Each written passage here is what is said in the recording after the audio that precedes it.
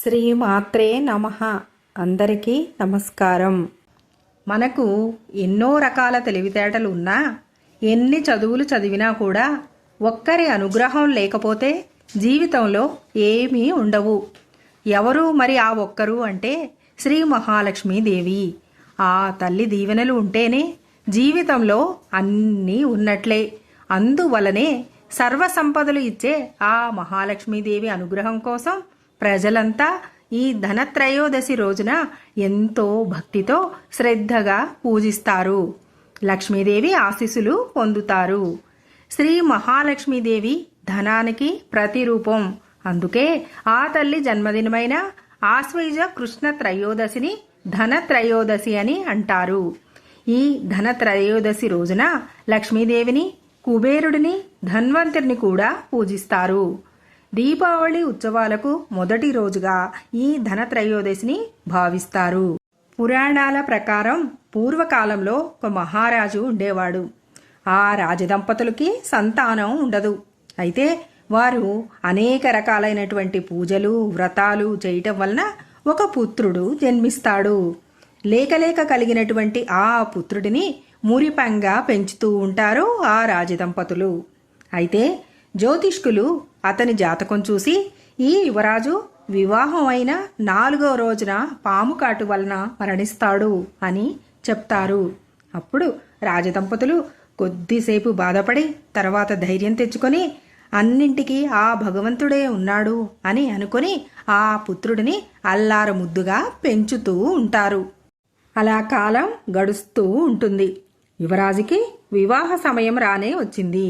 వివాహం చేయాలని నిశ్చయించి వివాహం జరిపిస్తారు. అయితే ముందే యువరాణికి అతని జాతకం గురించి మొత్తం వివరిస్తారు. ఆమె చాలా తెలివైనది. అన్నీ తెలుసుకునే వివాహం చేసుకుంటుంది. అలా వివాహం జరిగిపోతుంది. 4వ రోజు రానే వచ్చింది. అప్పుడు యువరాణి అధైర్యపడకుండా చాలా తెలివిగా ఏం చేస్తుంది అంటే ఆ రోజు రాత్రి భర్తను నిద్రపోనివ్వలేదు, తాను నిద్రపోలేదు. ఆమె తన వద్ద ఉన్నటువంటి నగలన్నిటినీ మరియు అనేక రకాలైనటువంటి వెండి, బంగారు నాణాలను పడక గది ప్రవేశ ద్వారం వద్ద ఒక కుప్పగా పోస్తుంది. తర్వాత అనేక దీపాలను వెలిగిస్తుంది. తరువాత తన భర్త నిద్రపోకుండా ఉండాలి కదా, అందుకని లక్ష్మీ పూజ చేస్తూ రాత్రంతా పాటలు పాడుతూ కథలు చెప్తుంది. అలా ఆ రాత్రి లక్ష్మీదేవికి పూజ చేస్తుంటుంది, పాటలు పాడుతూ ఉంటుంది, కథలు చెప్తూ ఉంటుంది. అలా సమయం గడుస్తూ ఉంటుంది. అర్ధరాత్రి అవుతుంది. అలా అర్ధరాత్రి అయ్యేసరికి యమధర్మరాజు పాము వేషంలో యువరాజు ఇంటి గుమ్మం ముందుకు వస్తాడు.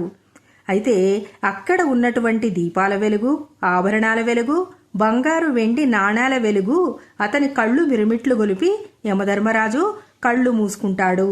అందువలన యువరాజు గదిలోకి ప్రవేశించలేకపోతాడు. అక్కడే అంటే ఆ బంగారు వెండి నాణ్యాల కుప్పపైనే కూర్చొని యువరాణి పాడే పాటలు, చెప్పే కథలు వింటూ అలా వింటూ అక్కడే మర్చిపోయి కూర్చుండిపోతాడు యమధర్మరాజు. వచ్చిన పని మర్చిపోతాడు. సమయం గడిచిపోతుంది, తెల్లవారిపోతుంది. ఇంకేముంది, సమయం దాటిపోయింది. అప్పుడు ఇక అక్కడ నుండి వెళ్ళిపోతాడు యమధర్మరాజు. యువరాణి తన యొక్క తెలివితేటల వలన యువరాజుని మరణం నుండి కాపాడింది. ఎన్ని కష్టాలున్నా ఆ కష్టాలే గురించే ఆలోచించకుండా, దాన్నే చూస్తూ కూర్చోకుండా, బాధపడకుండా చాలా చాకచక్యంగా సమస్య నుండి బయటపడింది, పడవేసింది. ఆ రోజే ధనత్రయోదశి. విశేషంగా పూజలు చేసింది, అనుకున్నది సాధించింది.